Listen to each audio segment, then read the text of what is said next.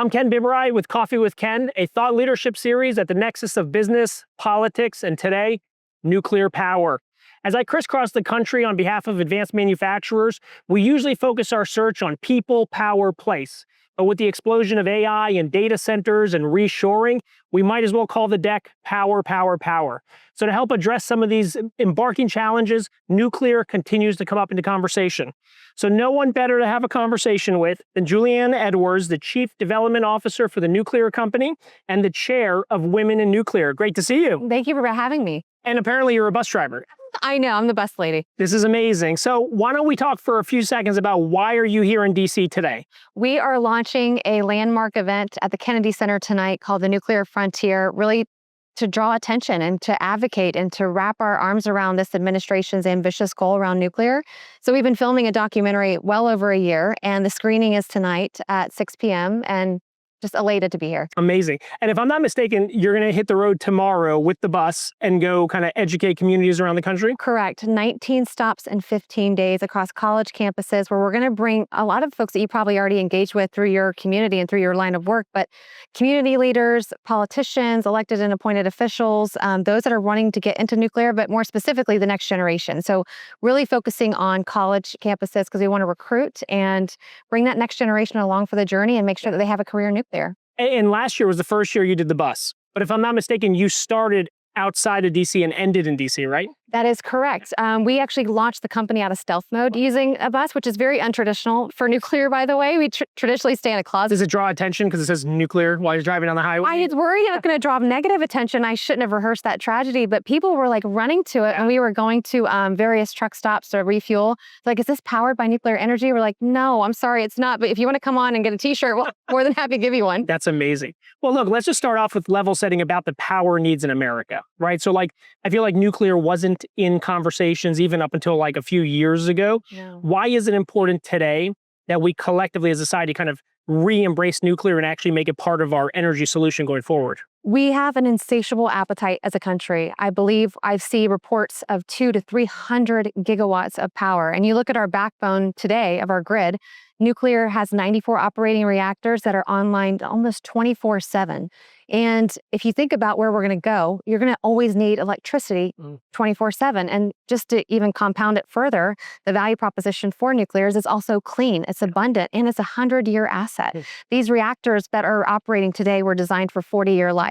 We've been extending them to 60 years. Now they're extending them to 80 years. So you think about long-term infrastructure, this is going to outlive both of us. Wow. And it's a massive investment to give to our kids and our grandkids in these communities around the country. But it's been a little while since we've added any new nuclear in this country, right? Right. We've only built 2 reactors in the last 30 years. That was down in Georgia. So a lot of our conversations lately have been about this competition with China. And we just had this really great conversation with the author of Apple in China. And it just amplified and showed me a lot about the infrastructure, technology, capabilities, and speed in which China moves. How is that competition on nuclear going with China? Well, unfortunately, you just asked how many reactors we built in this country, 2 in the last 30 years. In those 30 years, China has built 55 reactors. So when you think about the competition, we lost manufacturing as a country in roughly 2010. We are sadly going to lose the nuclear race in 2030 because they will outpace us by having more than 94 reactors that we have in our country. And so then becomes the next race, the AI race. So that's why it's so important to bring that critical infrastructure of nuclear to our shores as quickly as possible.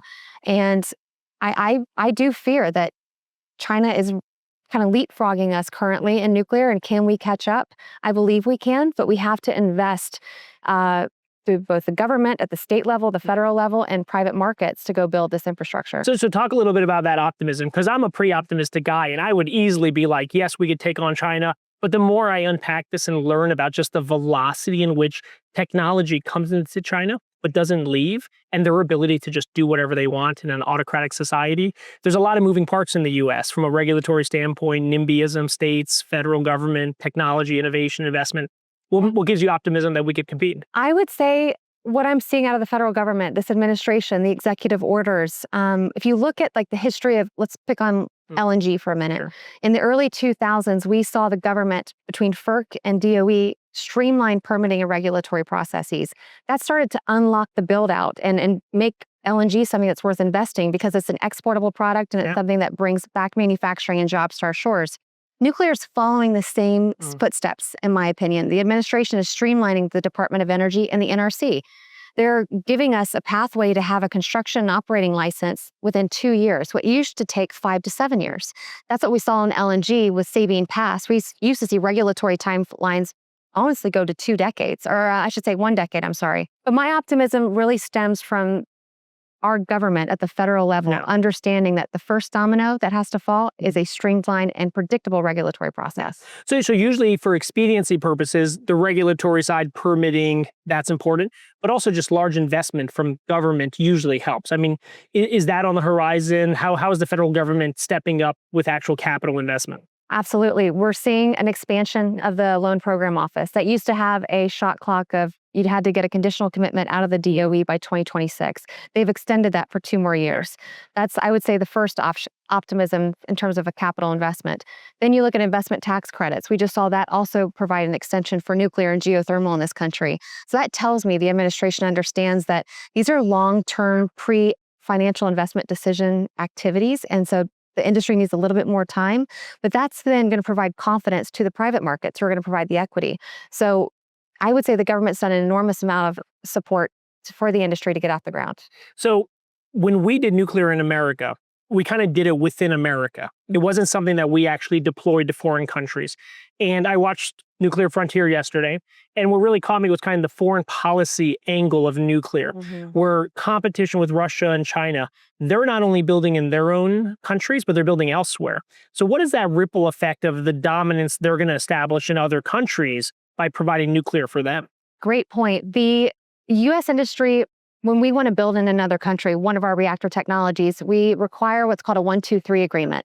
It's to ensure that if we're going to go build nuclear technology, that you're not going to use it for war purposes, for proliferation. So it's a non-proliferation agreement. China and Russia don't have those same safety standards and those same just proficiencies in terms of legislation. So when I look at the foothold that China and Russia are creating in South America, Africa, Eastern Europe, it instills a lot of fear. The China Belt and Road Initiative is something that they're making huge progress on in exporting their nuclear technology. And when you do that, you're forging 100-year relationships with these countries, and their power and energy source is going to be heavily dependent on those entities. Look at what just happened in Germany. They shut all their nuclear reactors down. Their cost per kilowatt hour for their communities and all their businesses skyrocketed, almost doubled.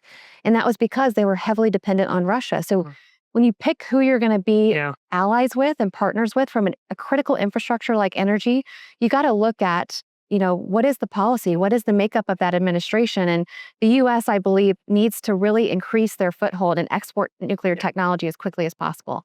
So when we think about these things, it's not just competition for competition's sake or to get ahead with technology. There almost seems to be an underlying risk factor here, where if we don't speed up, not only are we losing out on technology and opportunity, but also AI, right? Because whoever controls power will control AI. Is that accurate? That's 100% accurate. I mean, those two are directly correlated. These data centers are requiring as much power as some cities and towns across our country. And so they can't build unless there's a large power source. And nuclear is very abundant. It's a huge gigawatt scale reactor that we're trying to deploy. And you can't have one without the other. So let's talk about, growing up, we all watched The Simpsons, and it was, kind of comedy that it would be even talked about that we would have nuclear, right? Because it's just so dangerous, or environmental issues.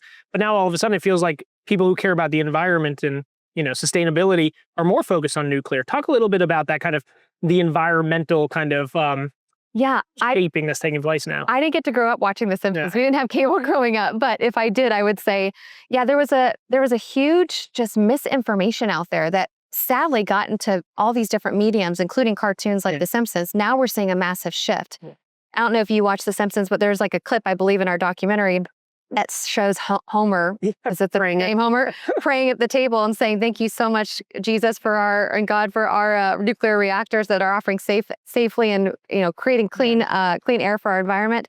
Yeah, I think folks are finally doing the math. I think honestly, data centers, this tech boom, the way just social media has kind of taken off, everybody has this information at their fingertips, and so when you look at all the facts that are getting pushed out by trade associations, by companies that are operating nuclear reactors, folks are now realizing, gosh, this thing in my backyard producing not only energy for my home, constantly, stable, reliably, is also safe for the environment. But it seems like this soft momentum of young people on TikTok educating themselves, kind of bringing nuclear back to the conversation. You're on a bus, you're visiting college campuses. It kind of feels like the kind of grassroots momentum behind nuclear, as well as kind of the grass tops from the administration, is kind of colliding in an appropriate way? Okay. Well, they're finally having this intersection, and it's quite beautiful, and it's organic in nature. I never thought there would be a coined phrase called nuclear influencers, but that's actually a thing. And one of our good friends, Isabel Bianchi, just wrote a book. Her code name is Isodope, or her handle is Isodope, and that kind of morphed out of COVID. She started to understand and do her own research and following different scientists around the country, and like, why are we having these rolling brownouts across these grids? Why are we having also landslides and these just unprecedented hurricanes and natural disasters? And she realized that there's a direct correlation, and nuclear has to be something that we invest in and build very quickly, because we're going to keep being dependent on these carbon emitting sources that are having massive impacts to our environment. So what's the role of the nuclear company and your day job into accelerating this kind of attention, but also, shovels in the ground and getting us actually building again? The nuclear company is focused on delivery, deployment. As a country, sadly, the muscle to build has atrophied. And you know this, right? You're seeing manufacturing finally coming back, but we've seen it dissipate for the last couple of decades. So the nuclear industry is not a nuclear reactor company. That's sometimes a misconception. There's a ton out there. GE, Westinghouse, you see X-Energy, Kairos. There's all these different reactor designs that are being born and generated out of the U.S. market. We're also really good at operating in the U.S. market. We have top quartile proficiencies when it comes to nuclear operations. We used to have what's called a capacity factor of 60, 70%. Now it's like 90%, meaning it's online 90% of the time. You have to take it down for refueling, of course. There's the middle piece that's broken, though, and that muscle doesn't exist anymore. So that's what we're here to do. So if you're a community and you're a state that wants to have more power because you're a net importer of energy, so you're more vulnerable to these power spikes and changes in energy prices, the nuclear company is here to say, let's look at the real estate. Let's look at the land that's available. We have technologies that are licensed and proven by our Nuclear Regulatory Commission. We will work with the NRC, do those required filings, and essentially start building. Go to the capital formation, do all the permitting that's required. Start doing the engineering, all of the procurement of long lead equipment, and take that all the way through operation. Got it. And so de-risk it a bit and actually make the investment necessary in infrastructure. And we're doing it at a fleet scale. So we don't want to just do one project at a time. We need something beyond a market signal for folks to invest in trades, for folks to invest in getting their manufacturing to a quality standard that's required for nuclear talent. Exactly. You can't just see one project. That's not enough to convince shareholders and board members and anybody for that matter to invest in a manufacturing facility, for example. So we're building at 6 to 8 gigawatts at a time. Exactly. So we want to have this succinct sequence of site build out so that you can take all of those lessons from the first project to the second. And then it brings down the cost because you can buy in bulk. You can actually start sequencing staff. And we're here to do that in DC because it's the best place to start. Amazing. So talk about this new partnership you have with Palantir. I mean, amazing, fast-growing company, but this merging of kind of hardware and software, and what does that partnership look like, and why is it important? We were searching for a while, like who's going to be our technology partner? And there's a lot of companies out there. And we looked at Palantir in terms of like their mission-driven culture. Alex Karp and his organization and what he's built with the company is just remarkable. And we wanted to be attached to somebody who has that same mindset as us. Like we are just maniacal about building on time and on budget. And we wanted to have a platform and a partnership that was safe, reliable. And when you look at who our government has actually hand-selected for a lot of their cyber needs, it's Palantir. So we partnered together earlier this year to form what's called a nuclear operating system. So it will be the backbone and soul of our company. Everything that we do in terms of building out project schedules, any software related to staffing, CRMs, GIS, everything that we use for siting and permitting will go into this platform so that you have one database, one source of truth, and that will just make us go so much faster because everything is integrated into one system. And no better advocate who understands China better than Mike Gallagher, who just joined Palantir, obviously. Yes. We've spent a lot of hours on the phone with him. Yes, exactly. He understands that we have to win this AI race. It's not a matter of when, or not a matter of if, it's a matter of when. And so He's been very instrumental in connecting us with the companies that are really, I would say, leading in that forefront on the AI race. And we're also helping him understand, hey, here's the companies that are going to be so critical to ensure we're successful and what we need to onshore sooner than later. Amazing. So as we've been talking, nuclear company has focused kind of on these larger reactors, large nuclear, but there's this bubbling ecosystem of SMRs and small modular reactors from the Last Energies and Radiance and Antares and Xenas of the world. Every name. Fit in, every name, everything imaginable. They fit in nicely. Yeah. I would say we're actually already negotiating with an SMR company now. SMRs are going to be the future. Yeah. And not every community, not every country can afford the capital investment of a large light water reactor. Also, the siting requirements are a little bit more favorable for an SMR or a microreactor company. So we believe that they're going to have a place, and they're going to have a place real soon. But when it comes to investment today, we're seeing that there's a lot of large light water reactors that are ready to go that you actually can start to get a financial investment decision around. But I would say we're going to see some SMR companies achieve a financial investment decision as early as next year. Yes. And we're hoping that we'll be able to take our platform, the muscle that we've built, the fleet scale deployment strategy, and apply it to them. We are agnostic in terms of technology, but we're very picky. Yeah. We're picky in the fact that we have to have a technology that will work. You have to stand behind your performance guarantees and have confidence that you'll be able to deliver that power and those electrons to the grid. But you're going to need someone to go deploy it so that you can get from that first of a kind cost to the nth of a kind cost. And that's what we're here to do. Amazing. So as I travel around from, outside Pittsburgh to outside Cleveland and West Virginia and beyond, you see these communities that were the backbone of our country from an industrial revolution, generations ago, kind of being attractive now for the new technologies coming up. What's the impact of the work you're doing on communities around the country that were kind of, fell behind, and how is this an opportunity for them? And think a little bit even from supply chain, from steel production, from mining, all these kinds of aspects that are needed if we're going to do this right. Yeah, it's funny. I kind of backed into that knowledge that you're asking about right now when I was in the nuclear decommissioning business. It was very sad when we discovered the fracking and shale gas. It was difficult for merchant, unregulated nuclear power operators to compete in that market. So there was a lot of analysis done on what happens if these reactors shut down in these communities. And what we found is tax contributions drastically reduced. We saw communities get completely devastated by hospitals shutting down, schools shutting down, because again, that tax contribution isn't going into that financial planning and that economic development. So when you think about bringing nuclear to a community, it's not just jobs. Sure. Right? I mean, we're talking about tens of thousands of jobs if you're building fleets of nuclear in a given state. That's during construction, but during operations, you're looking at 600 roughly full-time jobs that are high-paying jobs for 40, 60, 80 years. Then you're looking at just all the ancillary services that are required, like you talked about. It just starts to build this robust ecosystem and prosperity because you're able to start funding hospitals and civil infrastructure, roads and bridges. And it becomes something that is going to be a century-long just contributor on all things in that community. So as you go around, you're here in DC, people are coming to the Kennedy Center tonight, they're going to see Nuclear Frontier.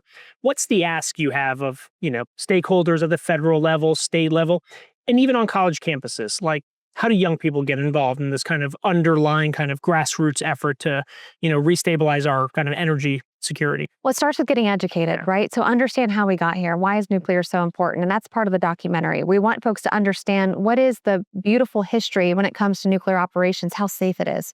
So understanding those factoids, because we've had just a safe operations across this country for years, for decades. Then I would say the ask is to use your voice, vote with your vote. I mean, obviously use your vote when it comes to local legislation, state legislation, and federal, but we have a pathway through these executive orders. We have capital that's available through the Department of Energy and through capital markets. So I would say use your voice and make sure people are understanding that if you want nuclear in your backyard, you're there to welcome it with open arms. So it's no longer not in my backyard. People actually want nuclear in their backyard, right? Not no in my backyard. It's nuclear in my backyard. Exactly. We're going to change the NIMBYism. I love it. Well, let's talk a little bit about you, right? Like, you're not new to the energy sector. This is something that's been your career, right? Talk a little bit about your background, even where you came from, right? Like, you grew up in a community that was adversely affected by kind of poor policies around the environment and energy, right? Yeah, nuclear wasn't actually energy in general was not a part of the curriculum growing up. I didn't understand when I plugged in my hairdryer, where does that electricity come from? which is kind of interesting. But we should be these basic things. And these basic things should be something that we're educating our children on. But yeah, I grew up in a small town in Central Florida. Phosphate mining was a huge part of our economic contributions, if you will, in terms of jobs and taxes. But we had a series of class action lawsuits that ensued from like the 80s and 90s because the phosphate mines didn't do the right thing by their community. Yeah. So phosphate mining was a big part of our community. And unfortunately, there was a series of environmental events that occurred.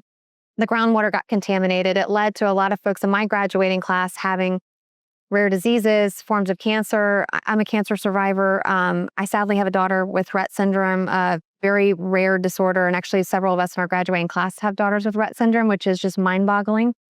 But nuclear came up in a Google search in 2001, literally. I didn't want to work at the mines. They were offering us scholarships because that's what they traditionally do, hire and retain local talent. Sure. So you have to transport that workforce in. And I was like, what's the opposite of this? What environmentally safe? What's highly regulated? And nuclear popped up, and that just stuck in my mind as I started to go on my career, or I should say my educational journey. Graduating college at USF with marketing and finance as a major, put myself through school bartending and was a waitress. And I would just interrogate each table. I'm like, what do you do for a living? What do you do for a living? And eventually I found someone that was wanting to grow a nuclear business through selling commodities, just pipe, valves, and fittings. And so I said, yes, I'll go work for you. I had no idea what that meant. How to sell steel to an operating plant. Wow. But I figured it out. Yeah. Read a book on steam that was written by Babcock and Wilcox, and just started interrogating people within the business and started to understand a little bit about like how important traceability is. And so I started my understanding of nuclear through the lens of being a QA auditor. Okay. So understanding like when you mine ore out of the ground through forming a billet and rolling out a plate, and like understanding the material test reports. And it starts there. So traceability is a big part of nuclear. And so that made me have confidence that I made the right decision. But yeah, I've been in really a sales position, origination, development position for almost 2 decades. Oh my God, I sound old. I just turned 40, so it's a big year. Condolences to me. But no, I spend a lot of time just on the front end of the business, helping people understand, what is the problem we're trying to solve for and how do you solve it?